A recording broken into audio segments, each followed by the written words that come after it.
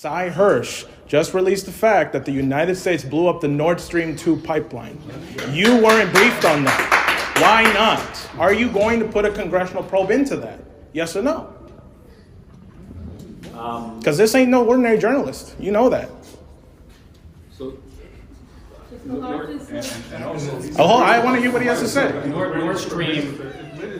Nord Stream is a pipeline that transfers oil from Europe, particularly Germany. I'm sorry, from Russia to Germany.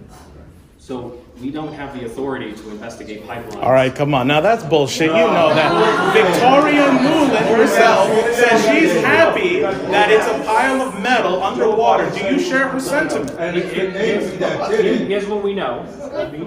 The Europeans are conducting an investigation. They investigated. And it is true.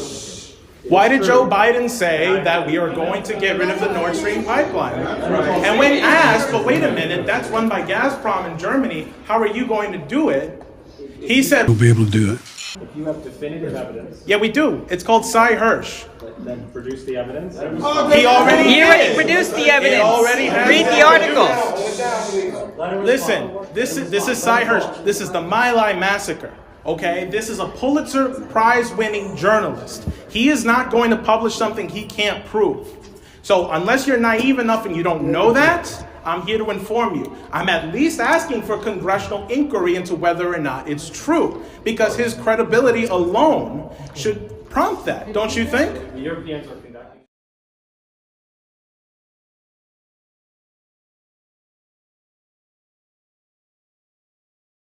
And Sarah Larouche, independent candidate for U.S. Senate in 2024. And this is Jose Vega, Larouche activist, and Sarah for Senate staffer and organizer. And that was another brilliant intervention. And this really, I think, shows why all of us, including everyone watching this, has to be in D.C. this Sunday at the Rage Against the War Machine rally.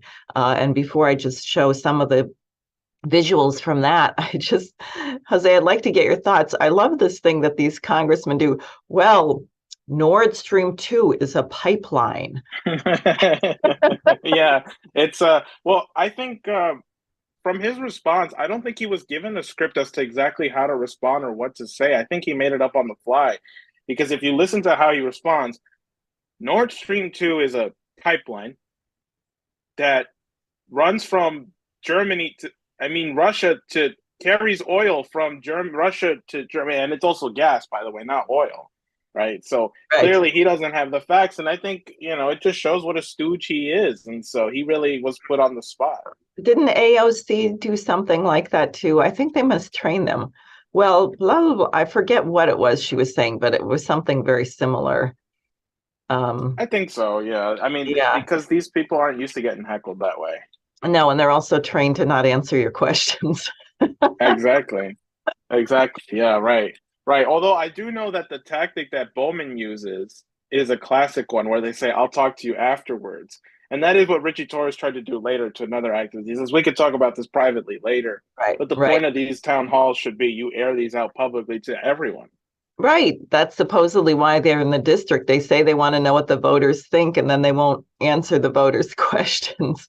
So exactly. It's a bit of a fraud. No, we had that when I was talking to Gillibrand about the kill lists. Even as I was talking, she was sending her staffer over to give me his card to say if I felt endangered that I should contact their office and they could help me get to the FBI. Oh, yeah, you'll feel real safe with the FBI looking at you. I know, exactly. So really, it's urgent. I just want to say that Americans show up. And this really hit me strongly. I was on a conference in the Philippines the other night by Zoom, of course. And people are going to hold us accountable. We're not in jail. We're not in concentration camps. We actually are able to get a permit to have a rally at the Lincoln Memorial. In the UK, the sister rally they're holding a week later, they've had 2 venues cancel already under pressure from the intelligence agencies. We have the freedom to do that. So don't say, oh, well, I didn't vote for Joe Biden. I think the election was rigged. My congressman won't listen to me.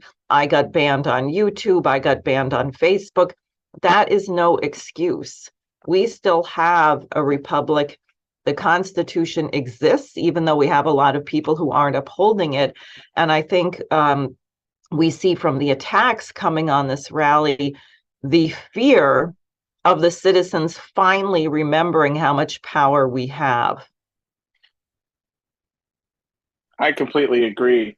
And I think also what this shows too, that I haven't had a chance to talk about, but I will be talking about in a future video, is that the way they're going after the speakers at this rally and the way they're going after people who may be coming to the rally, and the rally itself is exactly what, Lyndon LaRouche has faced for the last 50 years, right? And so I was thinking about putting out an article called "So, Are You Finally Ready to Learn About Lyndon LaRouche?"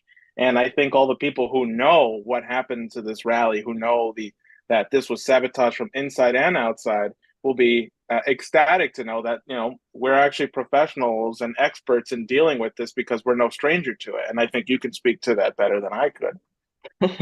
That's for sure. So just so people watching know, I'm going to show the homepage for the rally, which is right here, and you can see it's starting pretty soon. One day, 19 hours, 53 minutes, and 5 seconds. We'll be there in Washington, D.C. at the Lincoln Memorial. And there are many, many rallies. I heard we're up to 200. So here's a listing of some of them from around the world, actually. Here's one in Oregon, I guess, Corvallis, Oregon, Ann Arbor, Michigan, Los Angeles, California. And I have he's a little louder than your cat, I would say. Munich, Germany. That's excellent. Oak Park, Illinois. Hey, stop it. Let's see here. Yeah, he heard a dog barking outside. Milwaukee, Wisconsin, Bath, Maine, which I'm excited about. I'll send some people there. San Francisco, Santa Cruz, California, Denver, Colorado, Fresno, California, Tacoma, Washington, Montpelier, Vermont. Oh, that's good. Minneapolis, Seattle. Anyone who wants to go to any of these, they're all over the country, and you should go. Hawaii, Texas. Please do so. Then I will just show the speakers, and you can see it is a very diverse group of speakers, including 4 former congressmen. Jimmy Dore, who people know, famous comedian, blogger. Ron Paul, former U.S. Senator. Tulsi Gabbard, former Congresswoman and former presidential candidate. Dennis Kucinich, former congressman and former presidential candidate. Cynthia McKinney, former congresswoman and former presidential candidate. Scott Horton, Ann Wright, Gerald Celente, he's another New York resident from Kingston, organized a very excellent rally last year there with Scott Ritter and Judge Napolitano and others. Chris Hedges, Roger Waters is a new addition. David Swanson, Daniel McAdams, who's the head of the Ron Paul Institute, Garland Nixon, Max Blumenthal, Anya Parampil, Supreme, Jill Stein, former presidential candidate of the Green Party, yes. Tara Reid, myself, Dan McKnight, Tatiana Moroz, Jordan Page, Jackson Hinkle, Kim Iverson, Craig Jardula, Wyatt Reed, Dan Cohen. So quite a broad array of speakers of and it's great that you agree with everything they all say. That's amazing. Right, exactly. I'm going to switch to this, but go away for a minute and come back. So this is causing a huge freak out. And what you're getting is, oh no, as Jimmy Dore says, oh yeah, I want to stop nuclear war, but not with those people. Or as Angela McArdle tweeted out, she said, yeah, reach out to the left, but not that way. And we've had a couple of casualties, which I think are significant. One is Scott Ritter, who you and I both know, who is an extraordinary individual who was framed up in an FBI sting operation. And, they're just really doing everything, I think, to try and silence him because he is so clear on the military situation, since he was one of the original inspectors of the Soviet missiles in when he was working on validating the INF treaty. He was stationed in Votinsk in Russia, and I just learned that you know who was born in Votinsk? I don't know who. Tchaikovsky. Oh, wow. Yeah. So he has a great deal of knowledge, and he understands the military situation better than almost anyone or anyone who's willing to talk about it. So it was critical to silence him. So he will not be speaking. There was such an uproar that he withdrew basically in order not to blow up the rally. And I understand that his speech is going to be live streamed on Sunday at noon, so the half hour prior to the start of the rally, not by the Rage Against the War Machine, but by Jeff Norman. Ask the Inspector. So people who want to see that can.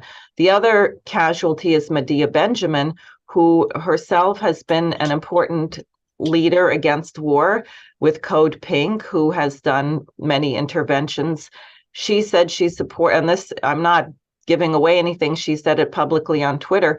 She supports the rally. She was in effect in on the ground floor supporting it and speaking, but her own association, Code Pink, does not want her appearing next to the other speakers. So this is absurd. And I was really happy to read a piece, I think it was by Chris Hedges, but then I saw actually also in Consortium News, where they talked about the big rally in 1982 against nuclear bombs.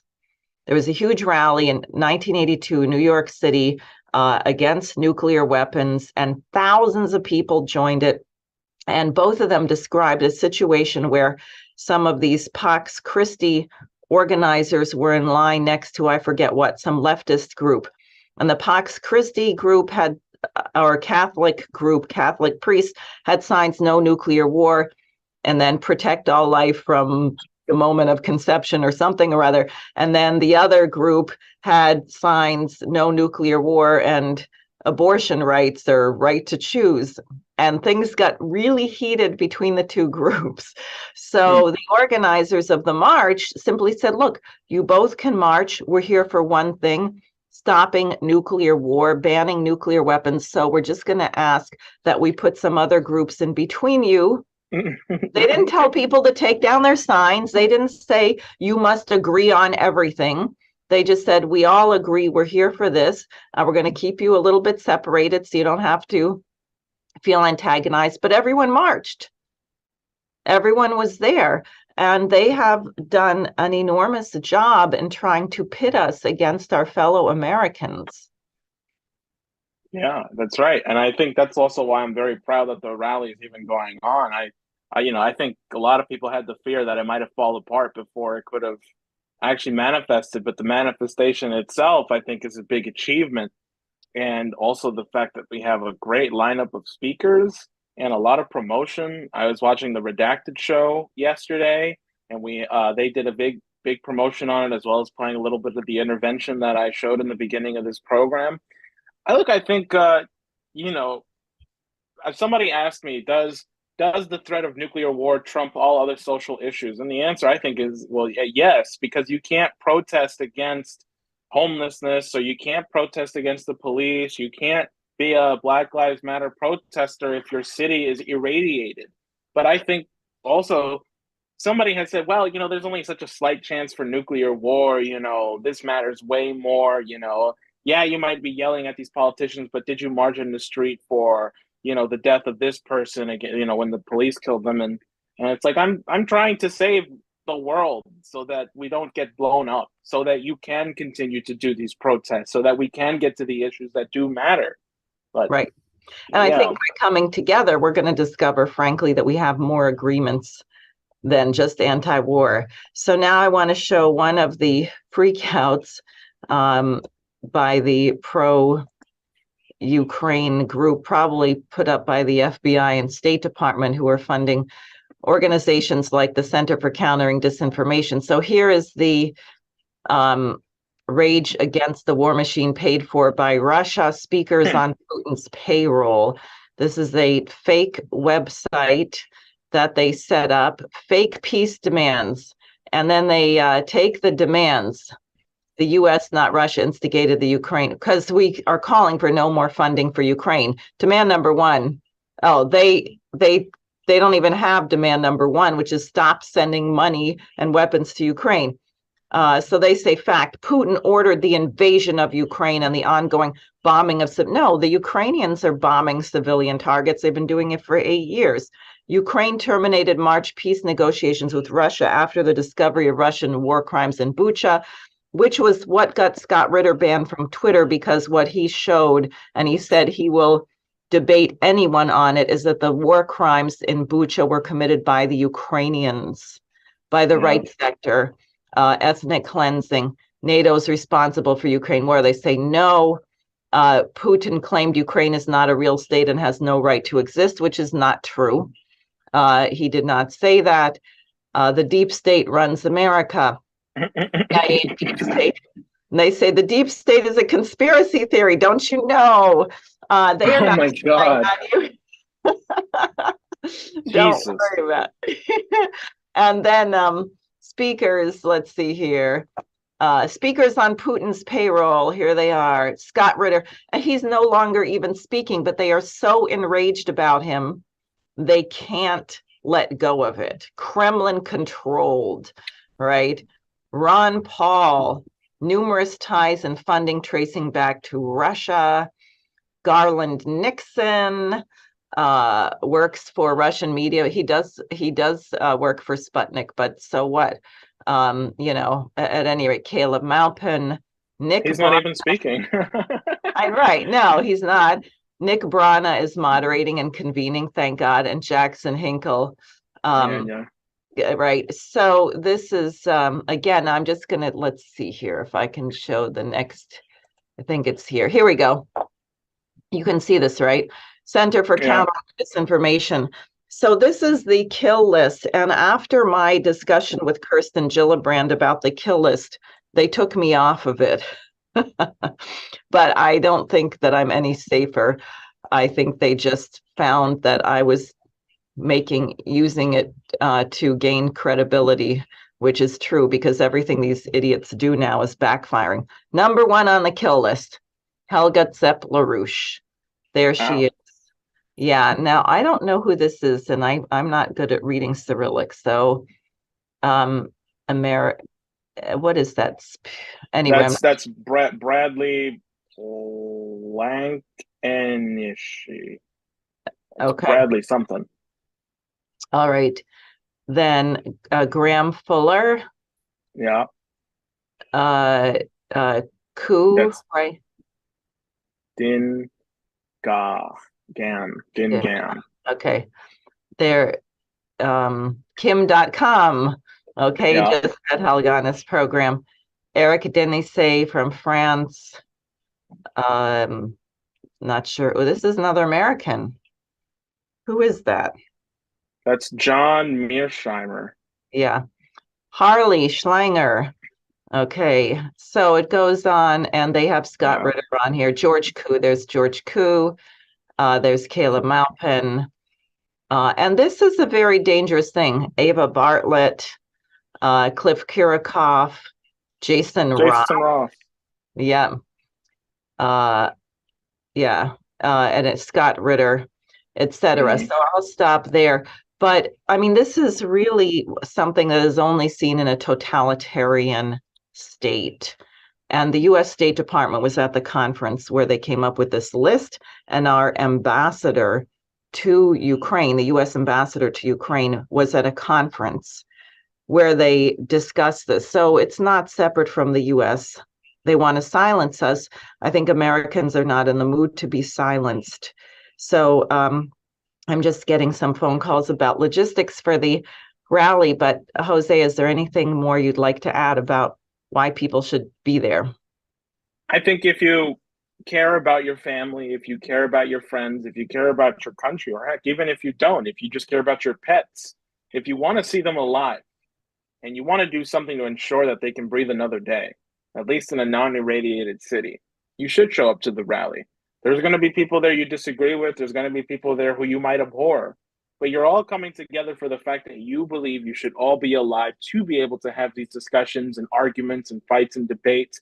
Because we shouldn't, in a perfect world, we wouldn't be coming together to stop nuclear war.